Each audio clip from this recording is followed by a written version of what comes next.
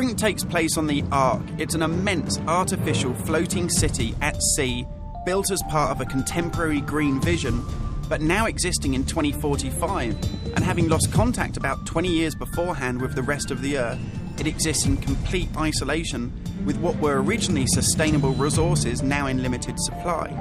The result of this is that competing social factions have been thrown into an isolated and horrific conflict. We're heading to the Ark's airport.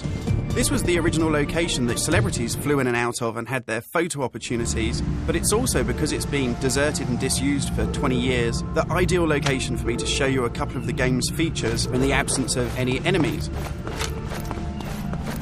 Now, Brink uses those same familiar shooter controls that you're used to, but without the artificial constraints, because we've developed a new system that we're calling SMART. It stands for Smooth Movement Across Random Terrain. If you walk up to something that's an obstacle, just as you would do in any other shooter, you'll stop. But if you want to try and indicate to the game that you want to get somewhere as quickly as possible, using this SMART button, you're able to vault, mantle and climb with ease. And this is a cool system for helping you navigate through the game, but it's not an autopilot. You don't enter a canned animation that you can't get out of. It's great for advanced players too. If you're approaching an obstacle, like a security sensor, and you want to make it through that obstacle without perhaps alerting the enemy to your presence, you could just look up, and you'll mantle up and over that automatically. And by the same token, if you use your same SMART button just running towards something and looking down, you'll indicate to the game that you're able to slide under something. And this is really important because in Brink, we want you to be able to make tactical decisions about where you go and how you play.